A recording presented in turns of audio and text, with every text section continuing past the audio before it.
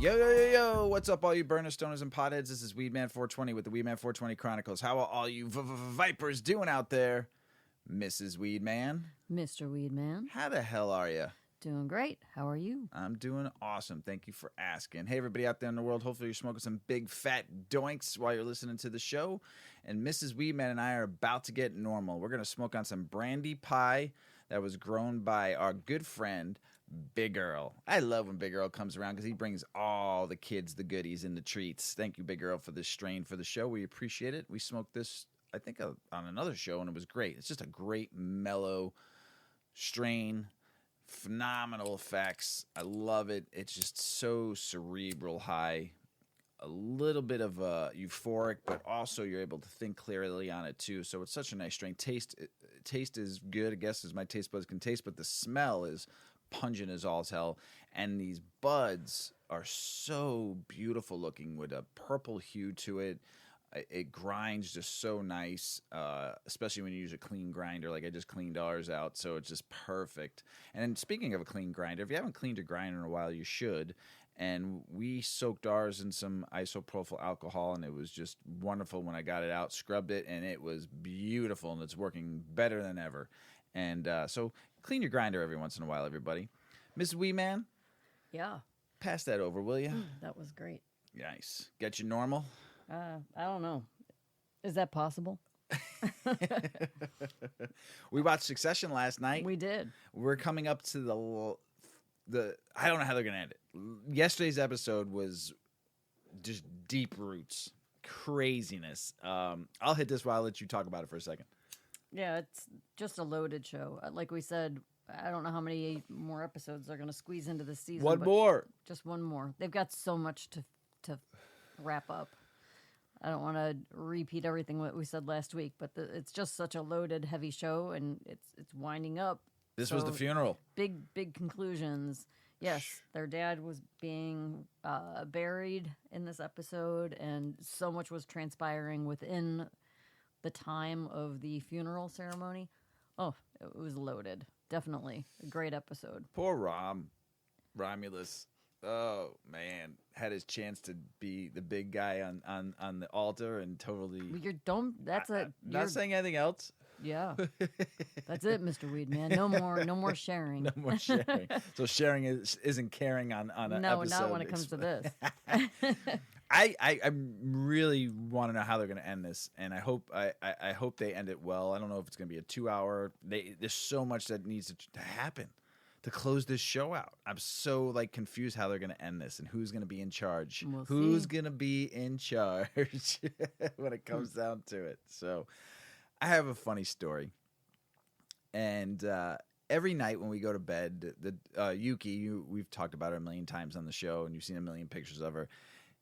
She plays this game with me, and she loves to go into bed with us when Mrs. Weedman is in bed. She'll run up and jump on my side. Like she races you to the bed. She races me. And she knows where he lays in the bed, so she tries to beat him to his pillow.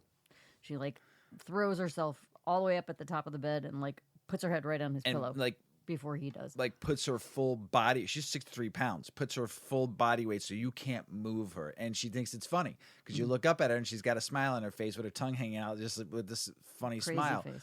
So over the weekend, I said, you know what? I'm gonna go up there before she even knows it. And I got up. I did it Friday and Saturday. I got up there and she was so confused.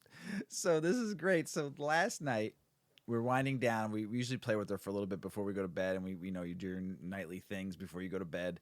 And I was turning the lights off, and next thing you know, she runs upstairs because Mrs. Weedman was up there already. Runs up there, and did not even let her ball out of her mouth. And next thing you know, I'm coming up the stairs, and she just jumped in my side, looked right at me and jumped there and plopped herself down, turned her head and looked at me and gave me this smiley dog smile if I've ever saw one. I just literally fell on the floor crying. I was also very baked on some stanky haze, but literally fell on the floor laughing my ass off. And Mrs. Weedman's just looking at her, just shaking her head going, she won tonight. I'm like, this is a fucking game to her. literally, like, she does this every night, but this time she wanted to make sure that she got up there first and she was present. It was pretty funny. It was pretty funny. She ran up there. It was pretty funny. This dog, I tell you, I mean, everybody has dog stories. Everybody has phenomenal dogs. I know it, but she just loves to play games, mind games with us. And especially Well, we decided in that moment, because she was forward thinking and she was intuitive enough to know that you were getting ready to go to bed, and she wanted to continue this game. Yep. And there was definitely like higher level thinking on her part. So we concluded she maybe has the brain capacity of like a first or second grader. Maybe even a third grader. I don't know. She understands a lot of words. But yeah, But I guess her, when she disobeys, like, she's a lunatic about going in her backyard. Yes. So if you even go touch the doorknob on the back door, she's like whoop, like a magnet. She's right there, nose to the door, let me out. And trying to open that back door, we have tried everything to kind of recondition her to learn that she doesn't have to be a lunatic about going out there. And every time, I mean, the floor is getting ruined, the hardwoods by the back door, because she's like scratching in like this frenzy to get out the back door. Like she might not be able to go out there because she just loves it. It's her yard. Yes. It's her yard. And I've used the gentle lead the last couple of days, and she still pulls, but not like where she's trying to gouge out the door, because I've been. Oh my God, she's not. You can't even open the door. You're trying to open the door, and she's trying to squeeze her body out, and then her shoulders are more broad. So then it's just complete chaos trying to let her out. And I don't even understand how she's not injured every time she gets squeezed through this door opening and bouncing off the wall. She's just so crazy when it comes to going out back. When it comes to that. So there, I feel like she's got the intellect of a bean, because she just doesn't get it, that she could just sit down and wait. And then there's other times where she's brilliant. So she's pretty normal. If there's any dog I guess, trainers like a lot of us that listen to the show and can help us with this situation by some training, schmoly. I've tried. She doesn't even care about a treat, so don't even mention a treat to me. I've tried to treat her, to make her the things that motivate her, toys, redirecting. Doesn't care. As soon as you touch that back doorknob and she hears that, she can be all the way upstairs and hear that and come flying downstairs. She doesn't do it with the front door. She doesn't do it just the back door, because that's her yard and she wants to be out there. Because there's squirrels out there, there's birds out there. She's got work to do. There's her toys are out there. She can run freely back and forth, and we have a decent sized backyard, so she can run freely throughout that whole yard. And she loves. She was outside all day today with you. You worked down the patio, and she was just out there running through the sprinklers, having fun, just wanting to be outside. Wouldn't you want to be outside if you were a dog? Of course, sure. I understand that, but there's got to be a way to calm her on that going out back door. Oh. If anybody can train us to train her, be much appreciated. Yeah, any pointers, let us know. And Yuki keeps on winning. Mrs. Weedman, you ready to get the show started? Yes. Let's do this.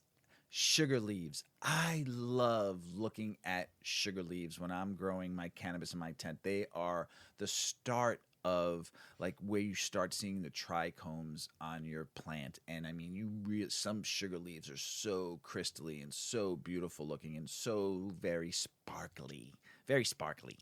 And but we never really talk about sugar leaves that much. So there's a lot you can do with them. So you ever wonder how to use these precious little sugar leaves? Let's read this article and find out. For many growers, obtaining sugar leaves is the best part of harvesting cannabis buds. Partly it's because while you can purchase buds in a dispensary, one cannot lay their hands on sugar leaves unless they personally grow cannabis plants. However, there are many growers that'll throw away sugar leaves because they don't know what to do with them. If you're one of them, here's the ultimate guide to educate all of us on how to use sugar leaves. I just eat them like crazy. Just pick them off the plant, just eat them. No, I'm just kidding. But I do love looking at them, and I love smelling them, and I love taking one when I can do my cutting and rubbing my fingers and just smelling it. Oh, amazing. What are sugar leaves? It's possible you've never heard of sugar leaves. However, if you're a grower, you have handled them. Once you grow cannabis plants, you'll notice that it's the developed leaves. These leaves get bigger as the plant grows and are known as fan leaves. Sugar leaves develop slowly along with the buds, while fan leaves are visible from the branches. Sugar leaves peek through the buds, where only their juicy tips sprinkle with a generous amount of trichomes are seen. So you have the flower you have the flower buds, you have the sugar leaf, you have the fan leaves. So we'll post this so you can look at a picture of it. Sugar leaves are small and dainty. They aren't really visible in some plants where there's a heavy amount of resin. Once you remove the fan leaves, you'll see small sugar leaves clearly. Even fan leaves have trichomes, but in negligible quantities, named aptly due to the resin that resembles sugar. Growers collect even small leaves to make different products. How to collect sugar leaves. Collecting sugar leaves is as simple as harvesting the buds themselves. However, since sugar leaves are small, you'll have to spend some time trimming them one by one. For this reason, many people let the sugar leaves stay on the buds and smoke or vaporize them along with the buds. Another point to note is the amount of sugar leaves obtained per plant will be small. Thus, you can save the sugar leaves by storing them in an airtight mason jar and placing them in a cool, dark area. It says here I wouldn't put them in the freezer, but that's what it says here. But once you put bud in, I've talked about putting bud in the freezer, and those trichomes just break off and they just get destroyed. So I would put it in like a cool, dark area, nice low humidity. This will also ensure that the leaves, and here it says, are brittle, and it makes it easier for the trichomes to fall off when you decide what you want to do with them. Can you smoke sugar leaves? This is the question many people ask, and rightly so. If you've grown those plants with so much effort, it's a natural wonder if you can smoke them too. Yes, it is possible to smoke sugar leaves, but remember that it can be harsh on your throat. It doesn't make sense to trim the sugar leaves and then smoke them because you can simply leave them on the buds. You'll also need more sugar leaves compared to normal buds because the leaves don't contain as much resin present in the buds. Therefore, if you decide to trim the leaves, make sure you create something else from them or just leave them on the buds. How to use sugar leaves. If you want to use sugar leaves to make different cannabis products, keep in mind that the trichomes differ from one strain to another. For instance, a strain like Green Crack Auto may not produce as many trichomes as, say, Gorilla Glue, that's famous for its resin. Just like the strains differ when it comes to effects they produce, the amount of trichomes also differs. Sometimes plants with super huge buds don't produce too many sugar leaves, while those with smaller buds will have a lot more sugar leaves. Last but not least, no matter what, edibles you can make with sugar leaves. I use probably about 90% of my sugar leaves goes into my edibles. So just remember, if you're using sugar leaves, decarboxylate, which we've talked about before using them to activate the THC or CBD.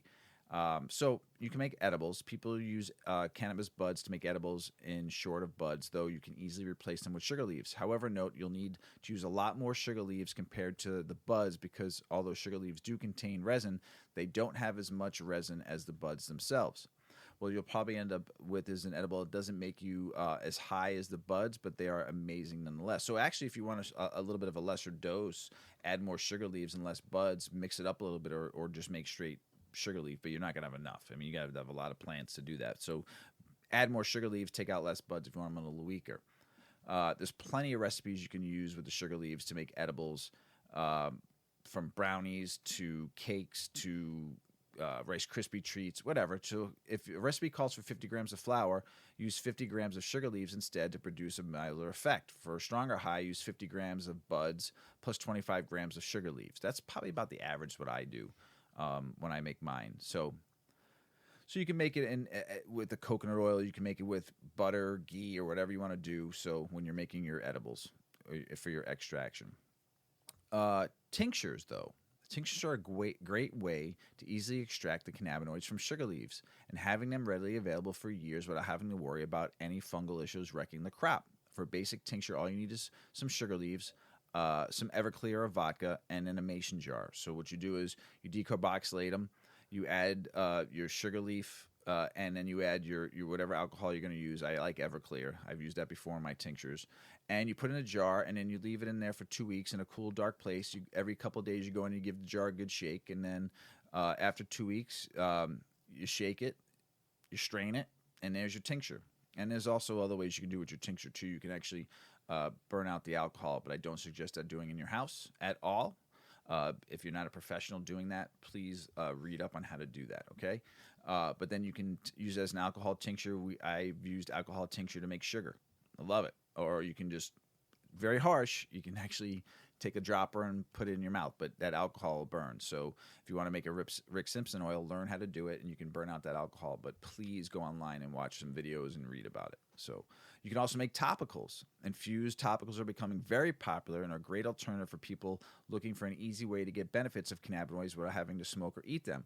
To make a cannabis-infused topical, you'll need to decarb the weed, some warm oil such as coconut oil or shea butter, or a little beeswax. This process is very simple. Just melt the beeswax and oil together until combined. Remove them from the heat and add your cannabis. Let it cool to the room temperature before transferring it to a jar. A small mason jar, a little salve, what are those called? Little metal containers. I see all yours bombs in and stuff like that. What are those called that you can use? Just little metal containers, right? With a little screw-on lid. And then you can use these to put on your skin. It will not provide a psychoactive effect, but the cannabinoids can still help with pain relief, inflammation, and other issues. You can also make capsules out of them. Decarboxylate, grind them down. 2 to 3 grams should be enough for around 10 capsules, depending on the size. Start by grinding your sugar leaves into a fine powder with a mortar and a pestle or a coffee grinder. Next, scoop the powder into the capsules and keep them as full as possible. Place filled capsules in an airtight container or a jar and store out of direct sunlight in a cool place. They should stay fresh for a few months. Like I said, you can make your canna butter. You can also use tea. I love making tea with my leaves. It's amazing. The high is so good. So just brew some tea like normally you would do. Add the leaves to a what would you call it, Mrs. Weedman? What do you add what goes in tea? I'm not saying it. He always tries to trick me into saying, what is it? It's tea. Well, what goes in it? What do you put in it? You put honey in it. He wants me to say he loves to do this, and then he makes everybody else uncomfortable. Just like every time we go through a drive-through, he yells across me to the microphone, "Can I get a cheeseburger? Hold the onions." It doesn't matter where we're at. And then he just busts out in this big laugh, and they have no idea what's going on. Get out of here. I'm not falling for your trap. So you're not going to tell everybody out in the world what everybody knows what tea is in. You can also vaporize. Some growers don't bother to trim the sugar leaves, although it's okay to do that. Smoking sugar leaves will produce a harsher effect on your throat, but you can vaporize them. A volcano or anything like that, you don't have to have that harsh effect on your lungs. So it's a win-win situation for sure. You can also make hash out of the products, dry ice or bubble hash. So don't get rid of those sugar leaves; they're amazing. You can also ice water bubble hash, and then you can also make some rosin out of them. Get a bunch of them and take them. Make if you don't have a rosin press, I'm going to use Mrs. Weedman's hair straightener, and make some rosin with. So in conclusion, as you can understand by now, there are many ways to use sugar leaves. If you throw them away or your precious leaves in the past because you didn't know what to do with them, hopefully this article helped you out. Save those sugar leaves for your what, Mrs. Weedman? Your tea? Satchels. Oh, shit. What are some of the hot trends in cannabis right now? Yeah. How to consume it? Yeah. Like I'm going to do right now. Hot trends in cannabis consumption. What are they? Well, about 55 million people use weed at least once a year in the U.S. and Canada. Over 2/3 believe cannabis should be legal and fully accepted, which leaves some wondering, what are the trends for consuming? From age 21 to 100, using cannabis is almost as socially acceptable as drinking and way more popular than cigarette smoking. And now more people are doing it openly. The days of locking yourself in the basement or sneaking outside to a corner of the yard and waning as people are smoking on their walks, at family events, and during public activities. I think I just totally botched that. Okay. The days of locking yourself into the basement or sneaking outside to a corner of the yard are waning as people are smoking on their walks, at family events, and during public activities. Much better. BDSA, a leading data company in the cannabis industry, shared some insight on what's hot right now. Flour still rules for now.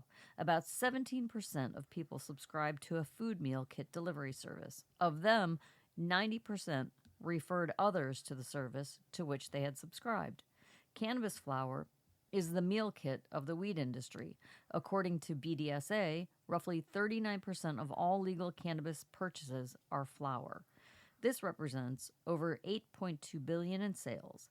The number is over $10 billion when you add the black market. Flour is power. With flour, you can consume in a variety of handcrafted ways, like joints, bongs, bowls, butter, etc. Aficionados love it, and it gives a personal pre-journey experience as you craft it exactly how you want it, like having your own micro-production company at home. Flour tends to be the go-to choice for experienced users who don't mind the extra work and smell. Continuing to gain ground, not just in sales, but in public acceptance, is vaping. Despite some hiccups, like the Juul incident, vaping is increasingly popular, owning 26% of the legal market. Vaping represents over $5.4 billion in sales. New users love vaping, finding it easy to use, discreet, it allows for controlling dosing, and it's very portable. Another key reason, it eliminates most of the skunk smell around you, allowing appearances at public places like restaurants, black tie events, and weddings without calling attention to the user. The technology for vape development includes ways to consume cannabis and CBD. Nice joint technology, you could say. Edibles, beverages. Cannabis beverages are popular, along with gummies, candies, and even some food items. But they rank third in trends, representing 13% of the market and almost $3 billion in legal sales. Of course, this doesn't count your aunt's special brownies. And pre-rolls. With the retro vibe of whipping out a joint and taking a long puff, store-bought pre-rolls own 11% of the market, around $2 billion in legal sales. We are going to pass on making an assumption of how they do in the black market, as joints are still the most iconic imagery of weed use. Oils, suppositories, and other consumption types fill in the remaining sales. But with the growing... Suppositories? Well, remember, Come there's on. states where that's all you can use. Only one I know of. Alabama. But with the growing acceptance, especially among the under 25 set who prefers cannabis over alcohol, consumption will only increase over time. Yep. Yep. I mean, flour is still power. I mean, here's the thing about edibles. I love them. But here's the reason why I don't know if they'll ever take over flour, and I don't think they ever will, because you hear a lot that edibles don't work on people, and I was doing some research on that lately, and I'll talk about that in the future. But a lot of people don't trust edibles still because they had that one bad experience, and they know they control flour or vaping better, and you talk about it all the time, how to control your intake, right? So edibles, if you take too much, you're in it. There ain't no getting out of it. There ain't no going back. That's why we always say start low and go slow. I love a good edible, but I also want to know my dose, So I don't know if they'll ever take it. And pre-rolls. Pre-rolls are great when I you're love like a on good the go pre-roll. and you're going someplace. Yeah. Or if you want to just try, you're, in a new town and and it's legal and there's a recreation market and it's a brand you haven't tried. Yeah. Or you can't, a strain you haven't tried. You're not going to travel with it back on the plane, Yeah. So you just grab a couple pre-rolls. I like pre-rolls. They're great. I think They're handy. especially if they're using, you're not going to get toppers. But I'm a and flour headies. person. Yeah. Like both of us, I would say flour is our 100%. primary, Yeah, our favorite. That's our favorite. And you love a good joint. I love a good joint. I do. So this is interesting to me. There's a lot of stuff going on right now about psychedelics and helping people with psychedelic assisted therapy. Here's something new though, because everyone talks about LSD, MDMA, psilocybin, ketamine, all that kind of stuff. But cannabis can be used in psychedelic assisted therapy. And this is, I thought was really interesting. Psychedelic cannabis refers to the use of cannabis as a psychedelic assisted psychotherapy. According to psychedelic specialist Danielle McQueen, cannabis can help heal trauma and other mental health ailments.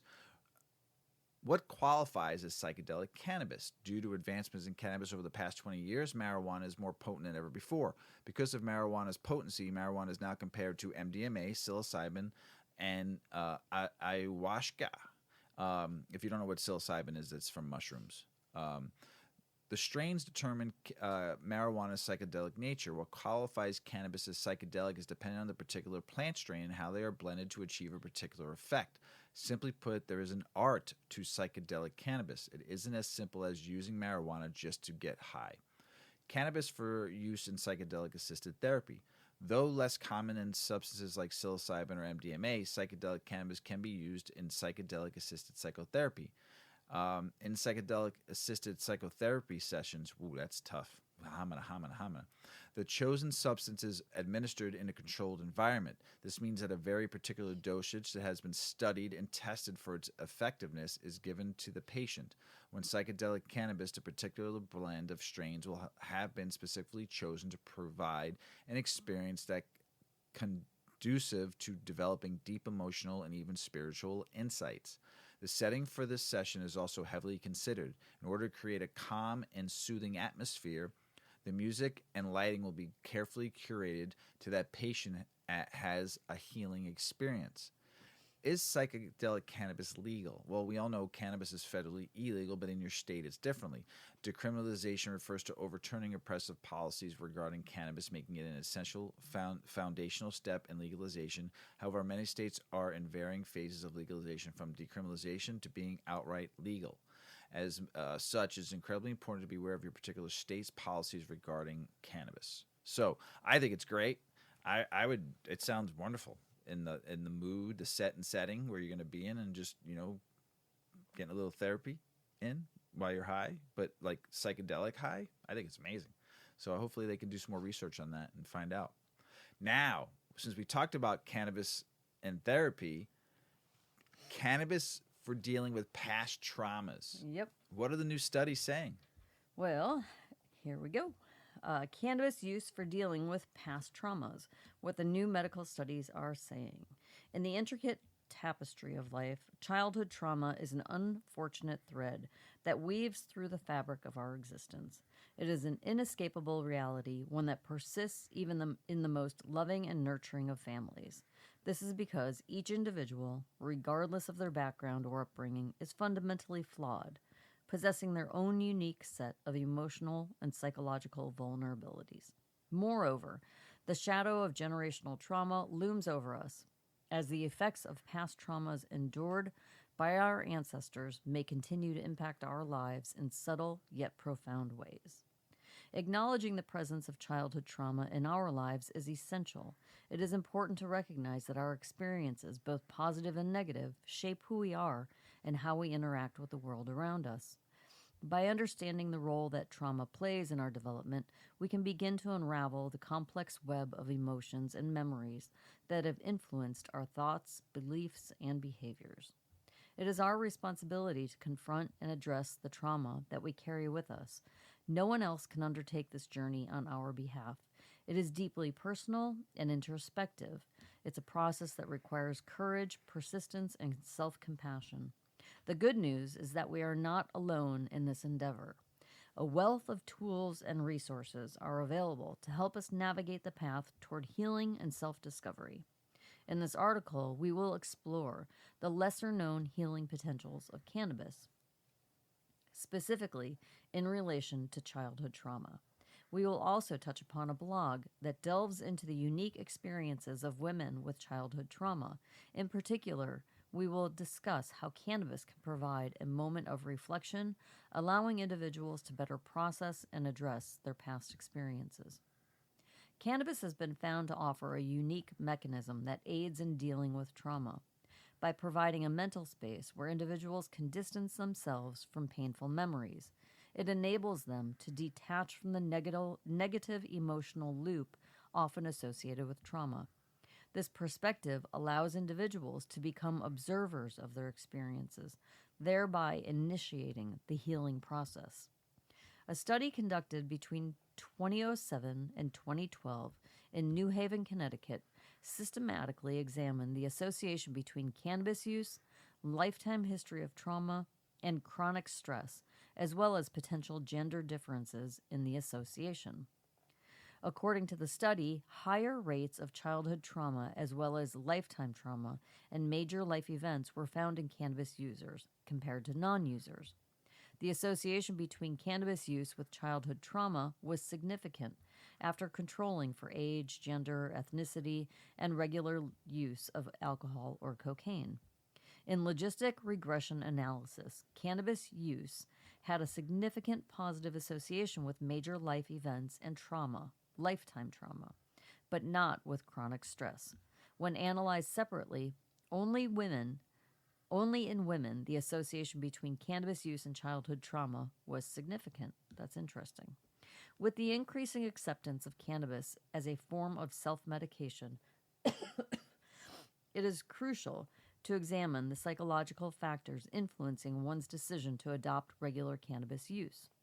Research has established a connection between childhood trauma and cannabis use, suggesting that the plant may help individuals cope with long-lasting effects of their traumatic experiences. While it is known that childhood trauma affects boys and girls differently, the reason behind this gender difference remains uncertain. However, research suggests that chronic stress reduces the number of cannabinoid receptors in females more so than in males. Consequently, women who have experienced childhood trauma may be compensating for this reduction by using cannabis to stimulate their cannabinoid receptors. Whoa. Although scientific understanding of this is still developing, numerous anecdotal accounts highlight the benefits of cannabis in addressing trauma. For example, consider a woman who survived an abusive childhood and turned to cannabis to cope with her debilitating anxiety, or a war veteran who found solace in cannabis after being haunted by the horrors of combat. These stories may be anecdotal, but they demonstrate the tangible, human experiences that cannabis can help alleviate. As we embark on a path of healing and self-discovery, we can choose from a diverse array of therapeutic tools and resources to help us address and overcome the traumas we have faced. In this article, they focused on the use of cannabis as a means to provide a moment of reflection and distance from painful memories. The powerful plant, with its unique capacity to facilitate introspection, allows individuals to view their experiences from a new perspective and initiate the healing process. In addition to cannabis, there are numerous other therapeutic methods available to support our journey towards growth and resilience. Counseling, for instance, offers a safe and supportive environment where individuals can openly discuss their emotions and experiences with a trained professional.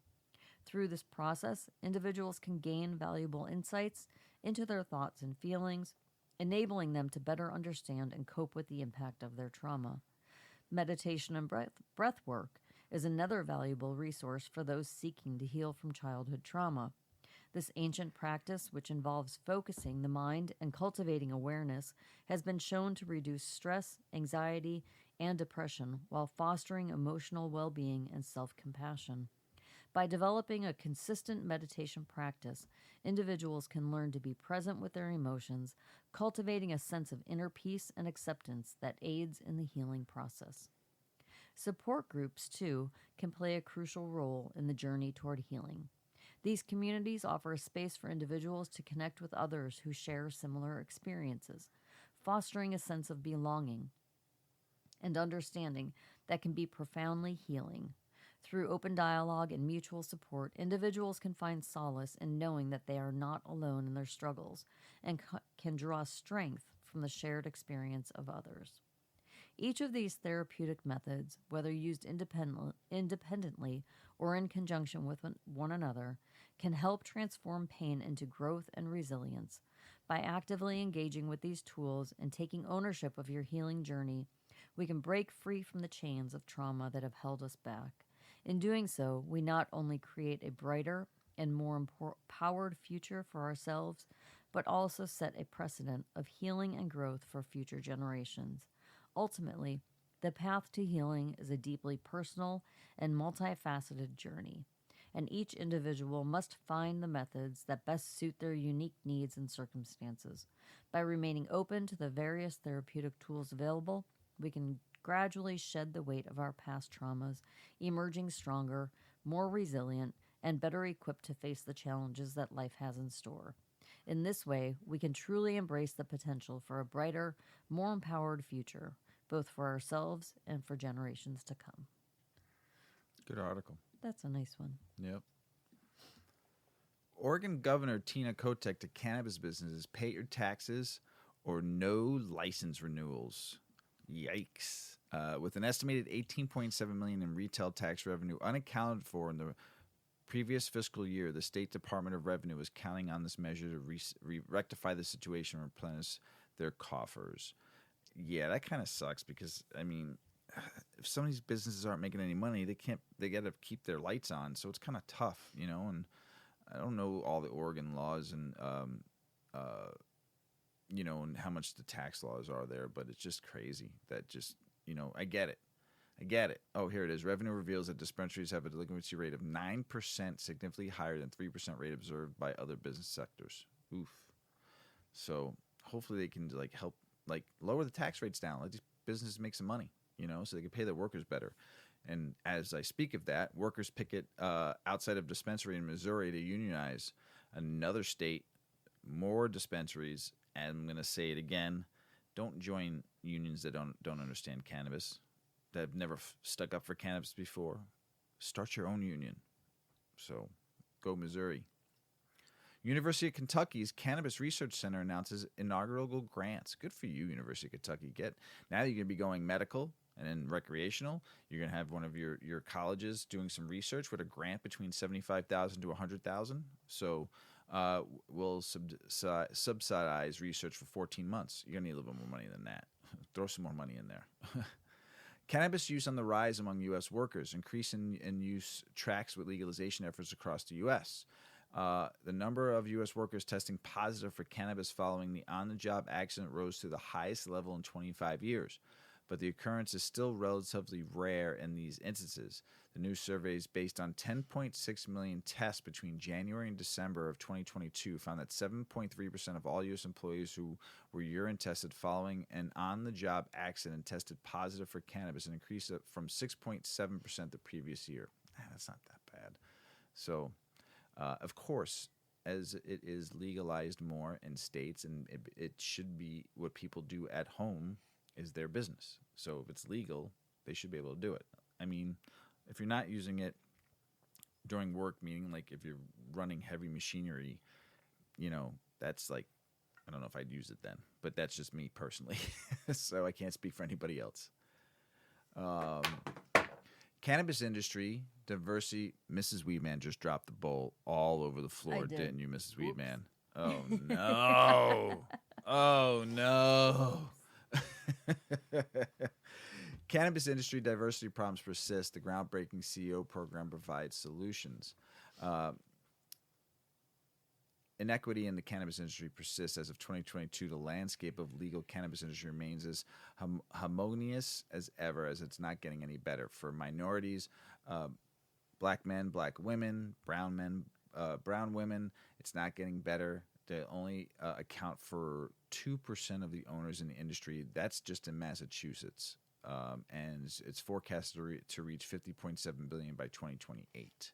So I know a lot of states, like here in Illinois, they did a great social equity program, and the only thing that sucked about it, there was no money for the social equity for them to be able to open their licenses, and that's why it's taking so long. So if you're going to do it right. Don't make people wait so they lose their banking, basically. I mean, they're investors.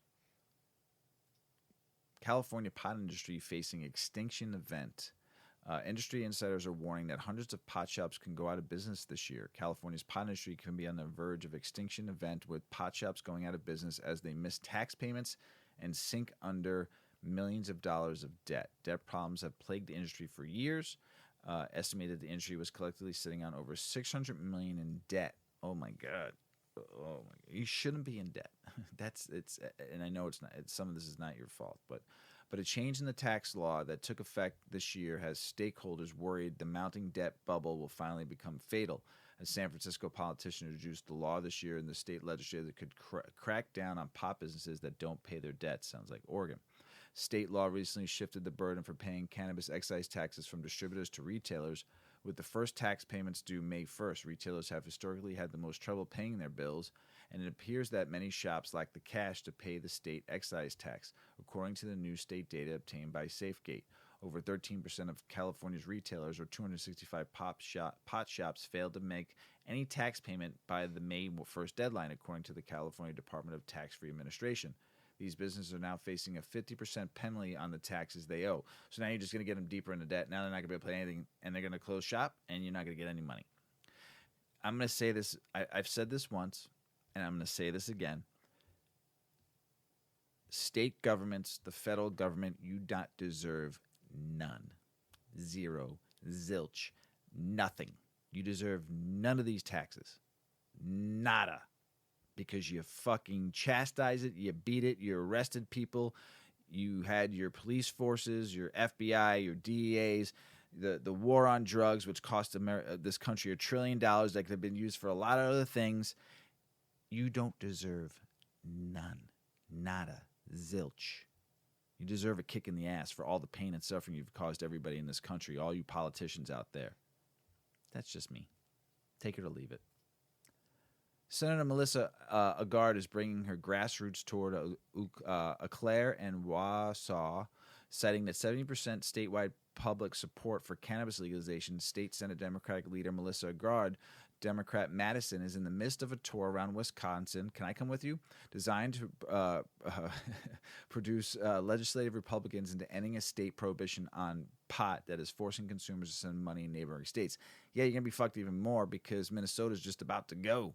And now you're caught between two states that are legal, and you're gonna fail.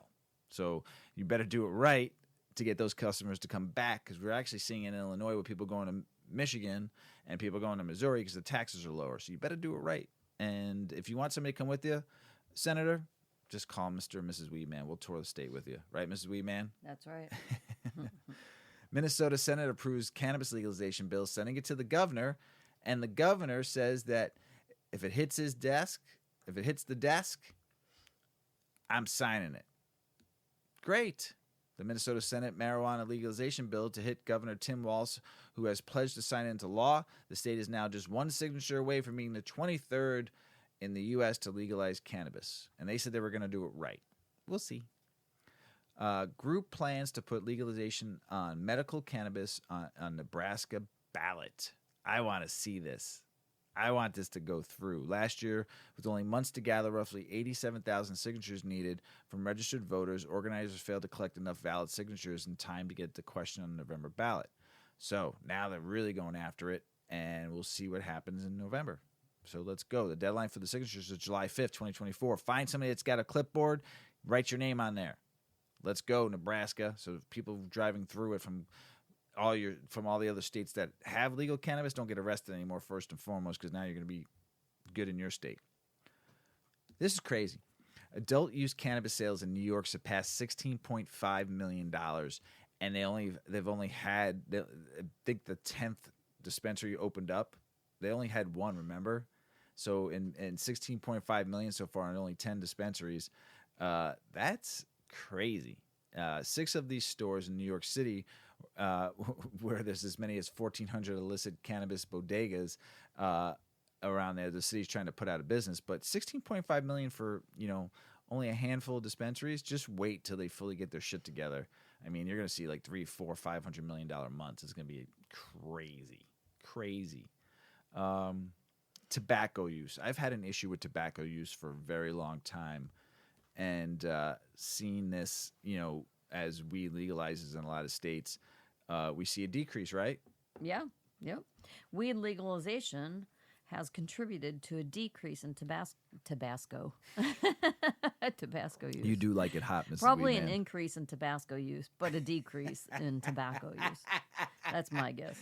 A new study found that tobacco consumption has decreased in states with recreational cannabis legalization. A study published in the Journal of Health Economics addresses the topic of tobacco use in the wake of cannabis legalization. Entitled, "Have Recreational Marijuana Laws Undermined Public Health Progress on Adult Tobacco Use?" Researchers found that cannabis reform in individual states has led to decreased use. The study was conducted by Bentley University, San Diego State University, and Georgia State University. This study is the first to comprehensively examine the impact of the legalization of recreational marijuana on adult tobacco use, the author explained. Researchers reveal 3 key findings in their study. First, that first-stage results from the National Survey on Drug Use and Health and Population Assessment of Tobacco and Health show consistent evidence that recreational marijuana law adoption increases adult marijuana use by 2 to 5 percentage points, including through vaping. Second, authors state that they find no evidence of legalization of recreational marijuana increasing adult tobacco use. And lastly, that recreational marijuana laws adoption, accompanied by the opening of recreational marijuana dispensaries, is associated with larger increases in electronic nicotine delivery system use than in those areas without open dispensaries. They made it sound so nice. Electronic nicotine delivery system. Yeah, vapes. Do you even vape, brah? But tobacco vapes. Yes. Yeah. Ultimately, authors wrote that the increased number of recreational dispensaries is an important supply channel to explain substitution between marijuana and tobacco among adults. However, they conclude that the rise of cannabis has led to cautionary warnings from public health experts who call for more research. One of their primary concerns is that the rise of cannabis smoking could lead to an unintended renormalization of smoking that could potentially set back existing tobacco control policies. The Surgeon General report of 1964 is famous for connecting tobacco use to lung cancer, stating that smoking cigarettes was responsible for a 70% increase in the mortality rate of smokers over non-smokers, according to the National Library of Medicine. According to Surgeon General Luther L. Terry, the report hit the country like a bombshell. It was front-page news and a lead story on every radio and television station in the United States and many abroad. Nearly 60 years later, tobacco use has widely decreased. The authors found that tobacco use fell earlier in states with recreational cannabis legalization than those without. The results provide some support for the hypotheses that tobacco use declined in several of the earliest adopting states, most notably in Colorado and Washington, which are also the states that saw the largest increase in marijuana use following recreational cannabis law enactment, authors concluded. In February, California legislators introduced a bill that would ban tobacco sales to anyone born after 2006 to phase out tobacco use and addiction. However, big tobacco industry leaders are continuing to find new ways to move into the cannabis industry. Of course they are. One of the biggest tobacco companies in the world, British American Tobacco, BAT, announced last September that it would be purchasing a Germany-based cannabis company called Sanity Group, GmbH. We continue to transform our business through better understanding of our current and future consumers as how to make money. It's just going to be big cannabis. As part of our A Better Tomorrow purpose, said BAT Chief Growth Officer Kingsley Wheaton last year. Data from other studies still shows evidence that tobacco use continues to plummet. A May 2022 study found that cannabis legalization has contributed to a decrease in alcohol and cigarette consumption. Another study from July of 2022 shows that cannabis use is supported by Australians much more than tobacco use. And a Gallup poll released 1 month later in August of 2022 also showed how Americans smoke more cannabis than cigarettes. I say amen to that. That's good. Yeah. International news. Eswatini wants legal cannabis, but locals say that's bad for business. Masbane Eswatini plans to legalize the lucrative cannabis trade in the southern African kingdom of Eswatini by overhauling a 100-year-old colonial drug law that are being slammed by activists and farmers. The critics say a new bill will propose legalization for medicinal and research purposes will undermine the trade, which for decades has provided a meaningful income for many, from grandmothers to young men in a small economy with few employment prospects. It's landlocked in landlocked by South Africa and Mozambique. Has a population of about 1.2 million people, and according to the World Bank, an unemployment rate of 24%. Oof. So cannabis can be a great industry for them. They can also probably grow hemp and make textiles out of it too and sell that on the market too. So hopefully they can pass this 100-year-old archaic law that's just crazy. The Isle of Man to grow cannabis businesses to diversify economy. British Crown dependency hopes to license as many as 10 medicinal cannabis firms by the end of 2025. That is awesome. Switzerland continues to expand cannabis research trials. 2 more Switzerland cannabis studies green light by the Federal Office of Public Health. One cannabis trial covering the areas of Bern, Lucerne, and Biel, and another in Geneva were recently approved in Switzerland. According to the press release on May 10th, the SCRIPT study, Safer Cannabis Research in Pharmacies Randomized Controlled Trial. Gosh, I hate acronyms. Because I can never remember. That will cover Bern, Lucerne, and Biel received approval from the both Swiss Federal Office of Public Health and the Cantonal Commissions of Ethics and Ethics Commission of Northwest and Central Switzerland. Awesome. Let's go. Just legalize it. All right, Thailand. I've talked so much about Thailand. I've watched so many YouTube videos about Thailand, shows about Thailand and how Thailand's just, gangbusters. Weed is gangbusters. Buy it in markets. You could buy it in stores. You could buy it in farmers. It's great. So this new election results in this new party. The winners of the election may reverse the recent policy that made Thailand the first Asian country to decriminalize recreational cannabis. Thai voters have delivered a surprising and stunning verdict in favor of the opposition party that advocates for significant institutional reforms in the country. However, the winning parties may reverse the current cannabis policy, which has resulted in an unregulated market and has faced criticism from many parts of society. So if you come in, fix it a little bit. Add some standardization in there so people are protected in what they're smoking. So there's a lot of people making a very good living, and there's some really good people out there growing some really good cannabis and doing a lot for the plant. So just don't shut it down. There are people out there that are making money on it and feeding their families. So fix it. Work with the people already doing this and how you can make it better, Thailand. Man, I got high praise for you because of what you've done. Another Singapore man got hanged in charges of trafficking about 3 pounds of pot. Another that's 2 in like less than 3 weeks' time. So, man, crazy. Costa Rica grants its first license for medical cannabis. I want to go to Costa Rica. I'm excited about that. That's a dream. Morocco. Now, I've smoked some Moroccan hash in my time, and I've talked about hash a lot, and I love some good hash. You don't see a lot of Moroccan hash in the States anymore because everyone makes really good hash here now, but there's nothing better than some good old-fashioned like Afghani hash or Moroccan hash or Jamaican hash, just that old school way of doing it. Oh my gosh, it's amazing. But this month marked the start of the country's first legal growing season for cannabis. In May of 2023, the Moroccan government allowed farmers to begin cultivation of cannabis for the legal market 2 years after allowing farming for medical, industrial, and export purposes.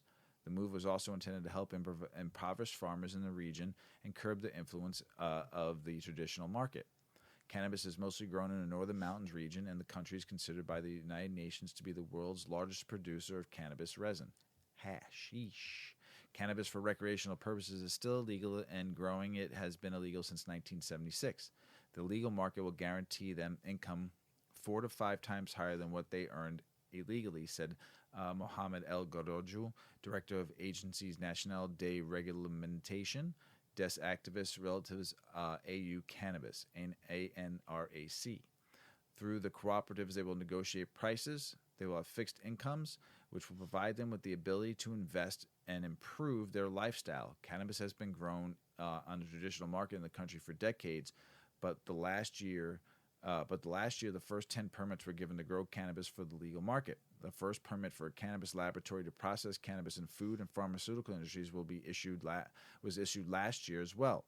More than 400 farmers have already obtained a cultivation permit, and 75 operators have received processing marketing or export permits, including pharmaceutical industries, agribusinesses, cooperatives, and individuals. The Moroccan government distributed seeds manufactured in Switzerland to the participating farmers to begin the cultivation. Concerns for the future direction of the impact of the market includes resistance from the farmers who are not familiar with the traditional market and the lack of plans to legalize cannabis for recreational use. Well, I want to go smoke some hash in Morocco. So do I.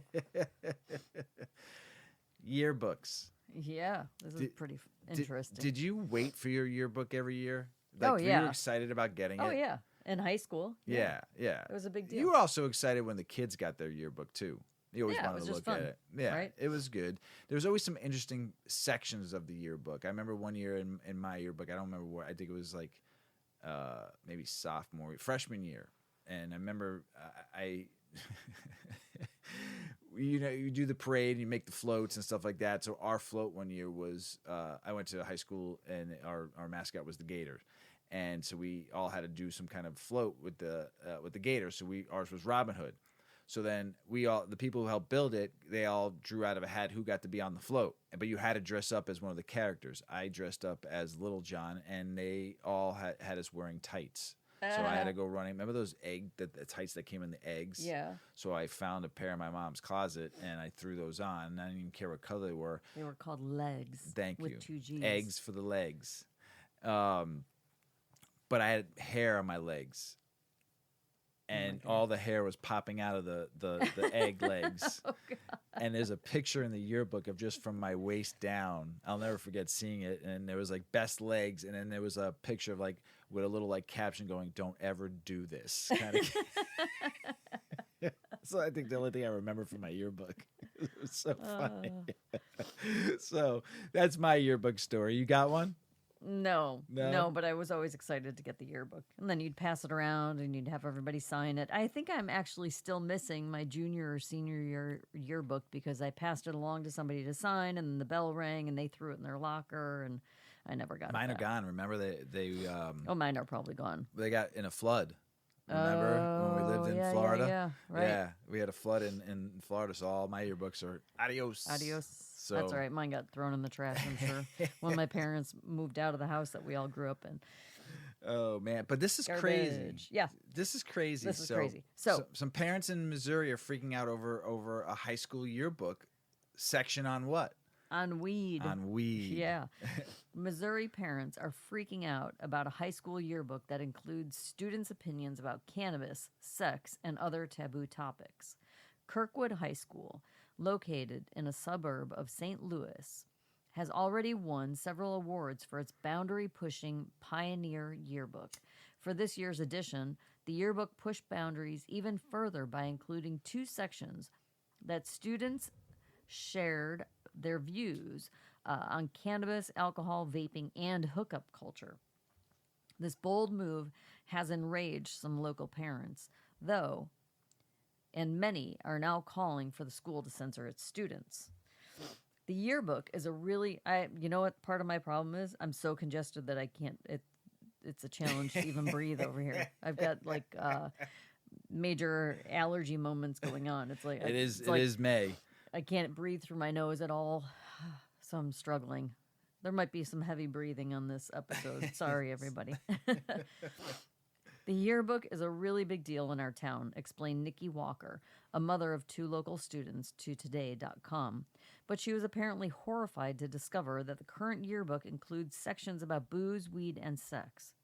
When you land on the drug and alcohol page, there's a picture of a vape, a beer, and then there are some surveys where the kids are saying that they prefer drinking over smoking, she said. Other local moms agree. My heart breaks for all of the children in their entire generation, wrote Carrie Tuminello, another Kirkwood parent, on Facebook. It is deeply disturbing to see a school openly exploiting the illegal sexualization and drug and alcohol abuse of minors. The students aren't celebrating drugs and alcohol, though. Several students argue that drinking and vaping pose serious health risks. At the top of the page, one anonymous student warns that alcohol can permanently damage your brain, especially underage drinking. One student does say that drinking is okay occasionally, but also acknowledges that drinking alone or even drinking every weekend can be harmful and abusive. The section also discusses cannabis, but again, students aren't glorifying weed. An anonymous student said that it isn't fair that one state would send someone to jail for smoking pot, but another state wouldn't.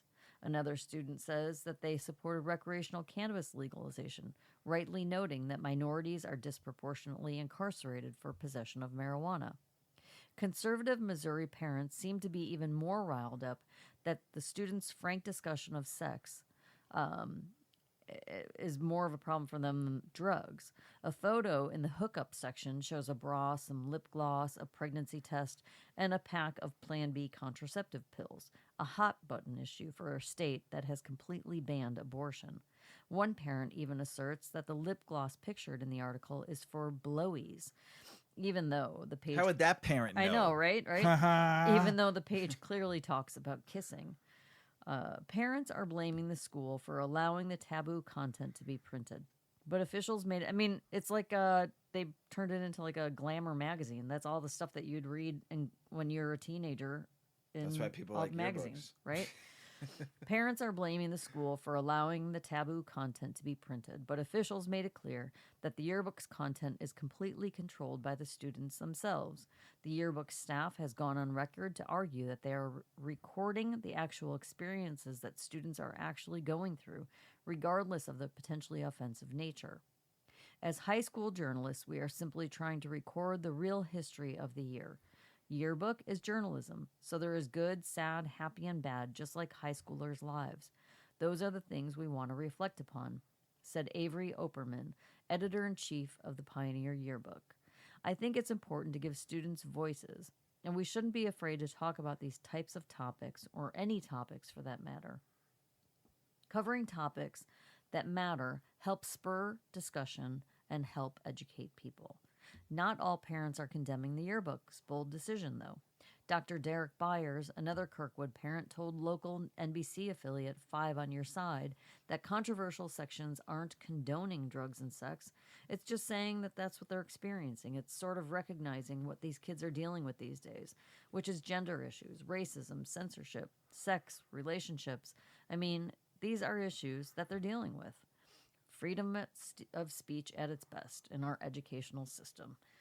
So, interesting to see that it's being challenged. It's just different, you know.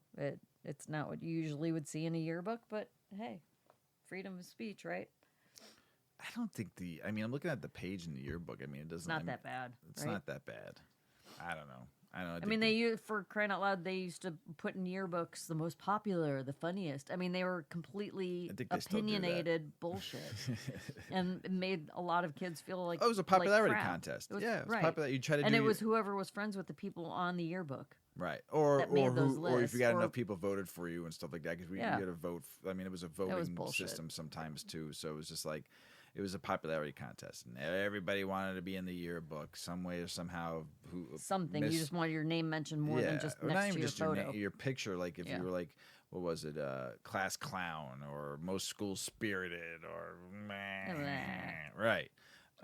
So it was just like everybody wanted to be a part of it, you know, and you were part of the cool kids if you were in it, you know. But I like this better. You put social issues in there, and you get the opinion of what the kids and what people are thinking, you know, and what are the issues sometimes, and that's what I think yearbook should be. It's a remembrance of what the year was all about. By senior year of high school, I would say by choice, if they want to be on social media and have access to the internet, they've all had it for a long time. Yeah. So anything that you're seeing in this yearbook can't be any more offensive than anything that they see every day in their life. Yeah, I mean, YouTube, TikTok, Facebook, Instagram, Snapchat.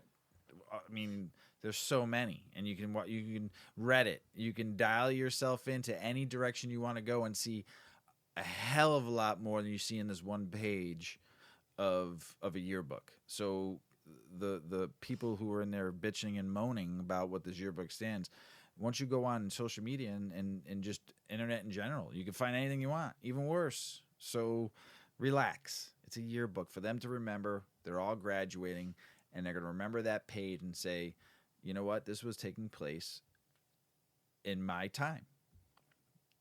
Right? Right. Yeah. So, man, Mrs. Weedman, that's the end of the show. It went fast. Always does when you're having fun and getting high. Can't breathe. I'll be all right. Man, May and June are the worst 2 months for you and allergies, boy. And it's just like the wind blows, and I'm completely stuffed. And then in an hour, I'll be fine. And then the wind will blow again, and I'll be stuffed. Allergies, terrible. It's okay. But you'll be all right. It'll go away soon. Once July, August come, you're good. That's right. Until the fall. That's right. Hey, everybody out there in the world, we love you. Thanks for listening. Thanks for just showing us love. We love you back. Everybody out there needs to be kind to one another. Shake some hands, kiss some babies, give some hugs, smoke some big fat joints with people, tell some stories. Just be overall nice to people. Just be kind. I was in Whole Foods the other day buying stuff to make dinner for Mrs. Weedman and I, and this lovely person just came walking by me and said, you just got to be kind to people. I said, you know what, ma'am? I said, it's just treating everybody like a human being, showing some love, just being kind and saying a good word to everybody and going out and just, if you're nice to people, people are going to be nice to you. If you smile at somebody, they might need a smile, and they'll smile back. Or maybe they just needed someone to smile at them to make them feel like they're loved. So that's it. It's not that hard. If we could all just show a little kindness out there each and every day, everything will be all good. Right, Mrs. Weedman? That's right. All right, everybody out there in the world, as Paulie always says, smoke smart. Puff, puff, and away. Puff, puff, pass. Check out our cannabis lifestyle brand online at 8decades.com.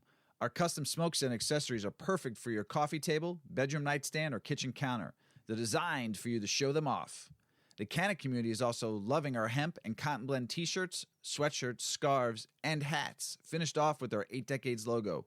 We've got some awesome, long-lasting goods that will be your favorite for years to come.